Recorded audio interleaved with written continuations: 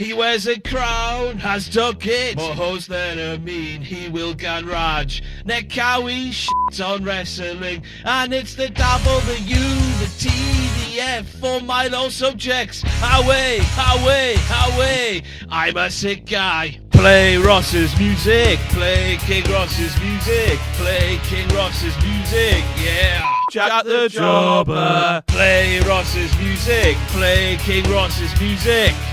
Play Ross's music, yeah! Ow! It's me, it's that G-R-A-D. Oh, no, it's that K-I-N-G, and yes, it's that time of the week again, where we take a little WTF Moments from WCPW Loaded episode 6. And no, you're not going blind.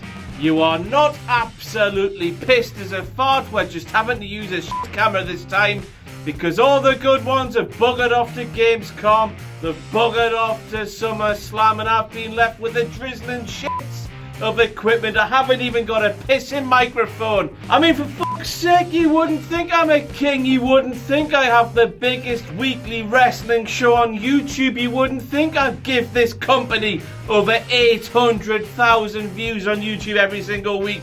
Millions and millions and millions of hits on their website for the written content. No, you would think that would make me a priority around here, wouldn't you? No.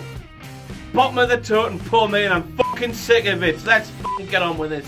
And as has become tradition on these WCPW WTF Moment videos, the first WTF moment is the disclaimer at the front of the show, and it's Sam being a funny bugger. So let's read this one out.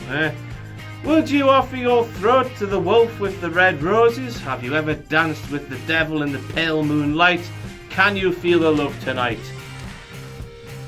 If so, call 1-800-WCPW for your free King Ross t-shirt. Your free King Ross t-shirt? Free King Ross t-shirt? They sell like fucking hotcakes, Sam pal. If you're going to offer them for free, this company will go under losing that amount of money. For fuck's sake. 16 bats a time, over 60,000 sold now. You do the maths, motherfuckers, but royalties still elude me. They elude me like women elude Jack. Right then, how about referee Steve Linsky's forward roll? You wouldn't see that anywhere else, would you? I mean, if a WWE referee was goaded into doing a forward roll, he'd just no sell it. He'd be focused on the match and call the action at hand. You know, he'd be professional, Steve, wouldn't he? Hey? This isn't the last time me and you will cross paths, and of course this video, Stevie lad, I will see you later on. And at next week's tapings for that matter. If you have a problem with what I'm going to say here, I will line you up next to Primate, next to Braun Strowman if he turns up. Who knows, he might do. And I'll bite your fucking noses off, alright? How about those King Ross shirts in the front row? We had 3 in a row on one side. We had a rogue Lone Ranger with a lovely beard on the other side. And WCPW in that disclaimer at the start there, we wanted to give them away for free? How does that make any fucking business sense? They're clearly selling well enough with a price attached to them. That moment when Adam Blompier came out to Aaron Stevens' music, of course we all thought it was going to be Aaron Stevens, didn't we? But no, we were swerved, weren't we? Blompier had us hook, line and sinker, didn't he? Look at him, man, writing himself into these big spots where he dresses up in former WWE superstar Damien Sandow's robe and towel and everything. He's so far up his own arse he can practically say out his own bastard mouth. Writing himself into such spots. He's Vince Russo, isn't he? He's going to run WCPW into the ground with booking like this, isn't he? Arsehole. And of course we have that moment where Blompier said the Blamp is here, replacing John Cena's popular catchphrase, the champ is here, with that sentence can fuck off and die. We have a triple-headed WTF moment here. The first head of it is when Blompier threw Stevens' rope to the ground, WTF. The second is Alex Shane calling it a WTF moment. It actually being a WTF moment. There's so many WTF moments here, I'm getting a bit of a WTF moment overload here. It's like WTFception. And the third WTF moment of this trifecta was Aaron Stevens. After seeing his robe thrown to the mat, after seeing his towel pied into Blompier's crotch and then rubbed against his ding, I suppose we'll have to call it.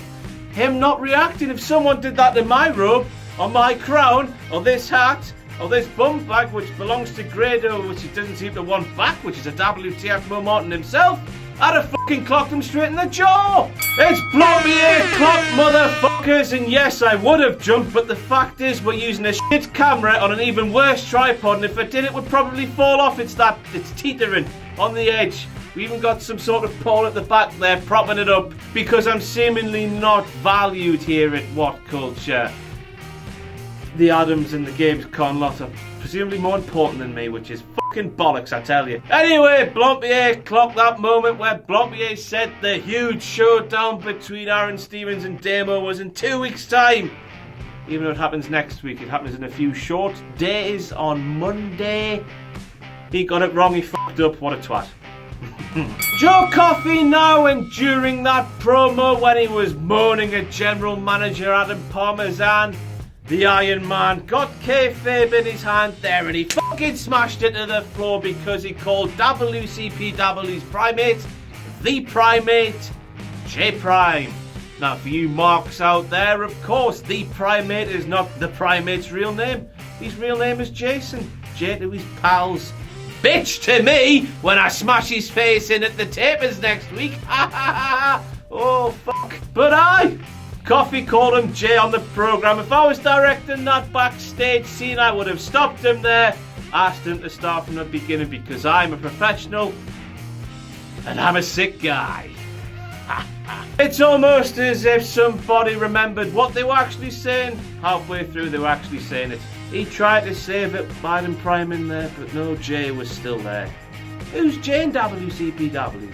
This advert aired during Monday's show, so I best include it. Jen fucking Ross and Jim fucking Cornette are appearing in WCPW.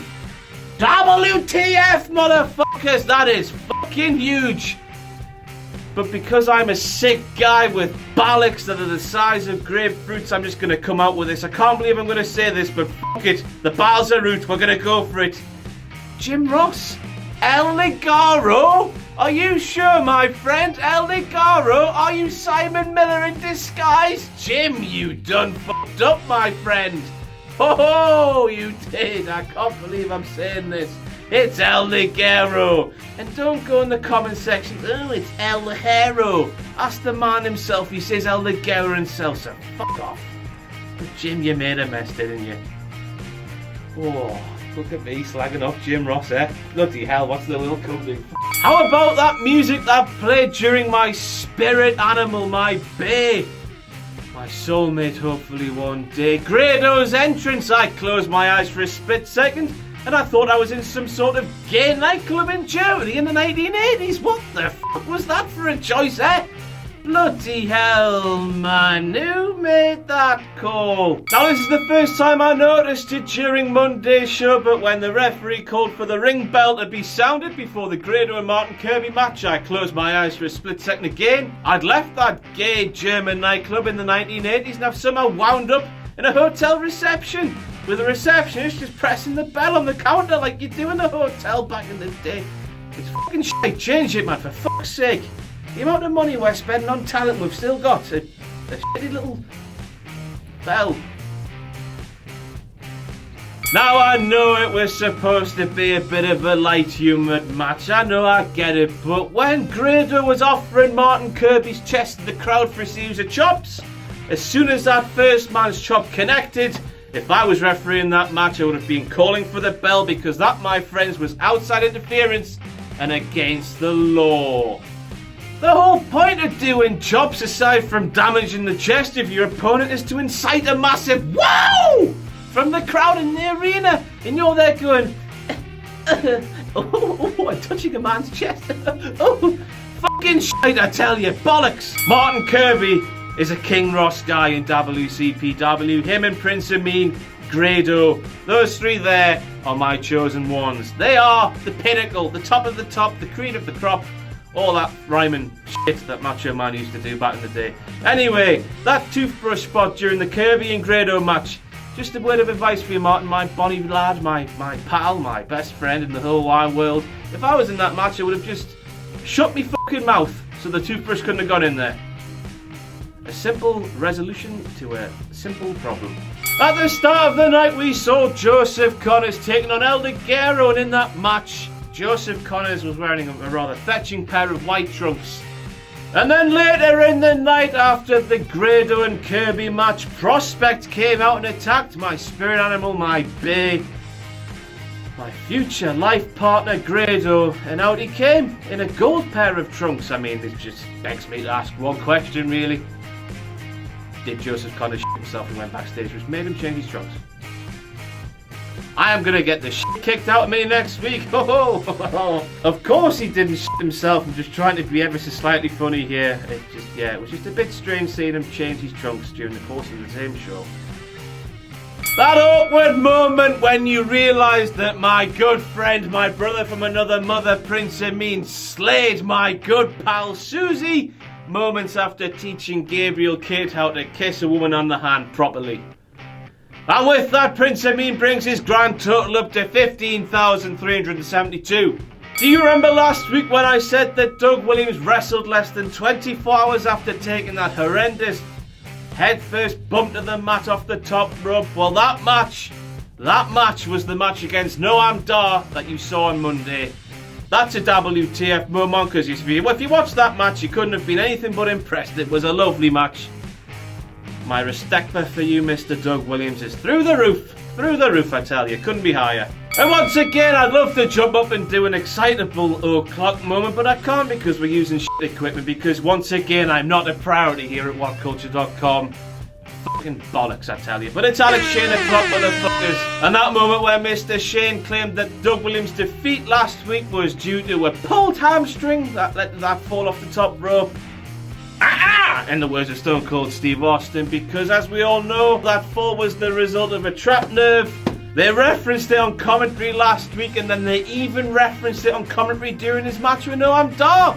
That hamstring comment was just completely brushed on the table by Mr. DBL himself, Mr. Dave Bradshaw. And you think you're going to be on commentary with Mr. Jim Ross and Mr. James E. Cornette, hey?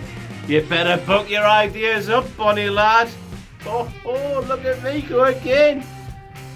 The bowels on me. Surprising myself here. You're back again, Mr. Stevie Boy. Mr. Steve Linsky's back again on WTF Moments this week, because that count at the end of the Doug Williams Noam Dar match was fast. There's no getting away from it. It was quick. Dar didn't have a chance now to kick out. That's it. Quick count. And after that match, instead of complaining about that obvious fast count, Noam Dar claimed he got his shoulder up, even though not in a month of Sundays did he. It was a 3 count, a fast 3 count, but a 3 count nonetheless. And I thought heels were supposed to be delusional, but Mr. Noam Dar was being that instead there. And he's a fucking babyface. Don't get much more babyface than that. Basically, Noam, you complained about the wrong thing there. We all saw your shoulders were pinned to the mat for a 3 count, but it was a 3 count that was fast. So you're telling me that General Manager Adam Parmesan can't bear Martin Kirby, but then you look at his computer screen there and he's got his music playing. That Parmesan's one complicated individual, isn't he? But who can blame him, because Kirby's theme is the best theme in professional wrestling today. Well, maybe not as good as Bobby Roode's, but certainly number 2. Who can blame Parmesan for enjoying a bit of curb stomp? Tune, anthem, my ringtone. Big Damo and a thong. Moving on. That moment where Mr. Alex Shane claimed that Adam Blompier's testicles are a full 50% bigger than any normal folk. Bullshit! I've seen Adam Blompier's testicles.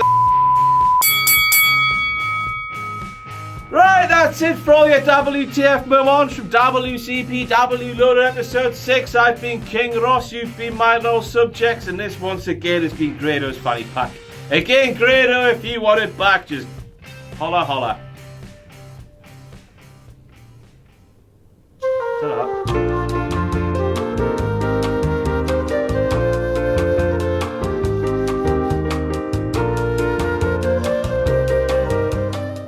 one of the unlucky few who couldn't get tickets for July's WCPW tapings, well, make sure you pick up tickets for August, as they're already extremely limited. On August 24th, we'll be presenting a special live pay-per-view quality show, WCPW Stacked, featuring Moose vs. Joe Coffey, the debut of the Women's Championship, Will Ospreay vs. Marty Scurll. The WCPW Championship will be on the line. There'll be Joe Hendry, Joseph Connors, Big Damo, El Ligero, Primate, Grado, Drew Galloway, EC3, and GM'd by Eric Bischoff. Not just that, but on the 25th, we'll also be holding loaded tapings featuring the Kurt Angle Invitational, a pinfall and submission elimination rumble to decide who gets to face the Olympic hero in October. Grab your tickets for August at wc.pw while you still can. The 2 days are looking absolutely stacked.